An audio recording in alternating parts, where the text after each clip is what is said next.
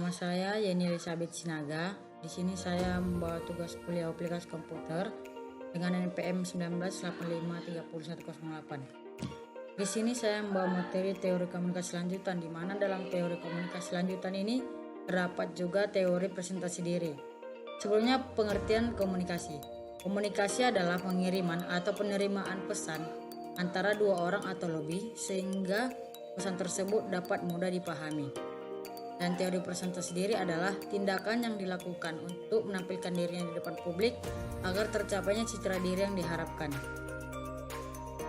Ada 7 strategi presentasi diri dan teori komunikasi lanjutan. Yang pertama ialah menyenangkan penonton, yang kedua adalah konstruksi diri, yang ketiga adalah ingrediasi, di mana kita berusaha untuk membuat kesan yang baik, yang keempat adalah promosi diri, yang kelima adalah intimidasi, yang keenam adalah alter casting, dan yang terakhir adalah strategi suplikasi. Jika seseorang melakukan presentasi diri dengan menggunakan strategi presentasi diri, maka seorang tersebut akan mengetahui seberapa besar motivasi dalam menggunakan media sosial. Dan dapat disimpulkan juga, semakin tinggi motivasi intrinsik dalam menggunakan media sosialnya terhadap strategi presentasi diri, ingression dan self promotion. Tetapi, jika motivasi intrinsik dalam menggunakan media sosial rendah, maka tidak terdapat hubungan kedua strategi presentasi diri, ingression dan self promotion. Di slide berikutnya ada beberapa pengertian presentasi diri menurut para ahli. Yang pertama, menurut Dalmeter dan Myers, presentasi diri adalah perilaku yang dirancang untuk menyampaikan gambaran tentang diri individu kepada orang lain. Dan yang kedua adalah menurut Mayer tahun 1987. Presentasi diri juga adalah ungkapan diri yang ditunjukkan dalam ungkapan lain agar membuat orang lain menyukai kesannya atau sebuah kesan yang cocok untuk suatu rencana tertentu. Menurut Goffman dalam Urkel dan Olson 2007, presentasi diri juga merupakan proses yang dilakukan individu dalam rangka mencoba untuk membentuk apa yang orang lain pikirkan tentang diri individu itu sendiri. Menurut Erving Goffman, presentasi diri juga adalah menyatakan bahwa individu sebuah aktor yang mempresentasikan dirinya secara verbal maupun non-verbal. Dan yang terakhir adalah menurut dramaturgi Goffman, di mana presentasi diri ini adalah sandiwara kehidupan yang disajikan oleh manusia. Bagaimana seseorang memilih sendiri peran yang diinginkannya, bagaimana itu. Presentasi diri dalam media sosial juga bisa dipandang sebagai sebuah bentuk revitalisasi atau eksperimen terhadap identitas dirinya sendiri. Di slide berikutnya, online presentasi diri. Menurut Mahel 2007, dalam dunia virtual, pembentukan online identity yang dalamnya terdapat cara yang berbeda pada masing-masing penggunaannya. Jenis komunikasi personal memungkinkan individu untuk melakukan presentasi diri yang selektif, di mana individu menekankan karakteristik untuk yang menarik dan menyembunyikan berbagai kejadian juga yang menarik. Dan pada kondisi sosial, individu dituntut untuk bertindak secara sengaja dan tidak sengaja dalam mengekspresikan diri agar dapat menimbulkan interaksi sosial.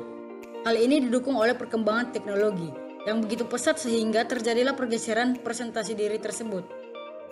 Ditambah lagi, ketiadaan elemen verbal dalam interaksi yang dilakukan saat mempresentasikan diri secara online. Karena itu, individu yang melakukan presentasi diri secara online dapat fokus pada aspek tertentu di dalam dirinya, apa yang ingin ditonjolkan dari dirinya tersebut. Ada 4 bentuk online self presentation, di mana ada nicknames atau username, ada ASI atau kode, ada avatars, dan ada foto dan video.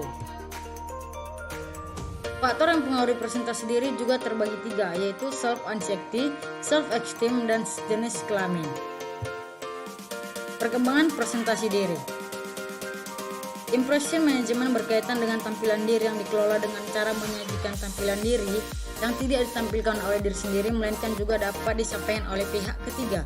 Presentasi diri dianggap sebagai cara yang tepat dalam memulai hubungan melalui pengungkapan informasi pribadi agar diketahui orang lain.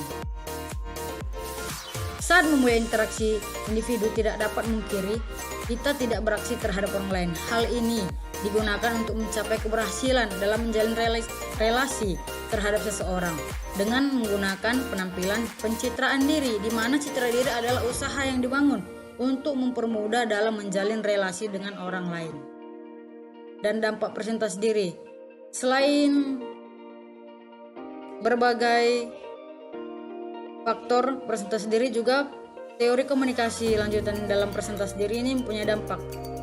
Dampak positifnya ialah presentasi diri yang dilakukan dapat mempererat hubungan pertemanan ataupun kekeluargaan dengan mereka yang letaknya berjauhan, dapat memperluas pertemanan dan meningkatkan kesempatan untuk belajar dan memudahkan seseorang untuk membagikan informasi.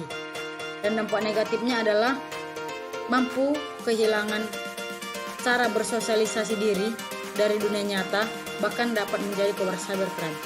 Sekian hasil presentasi saya pamit undur diri. Terima kasih.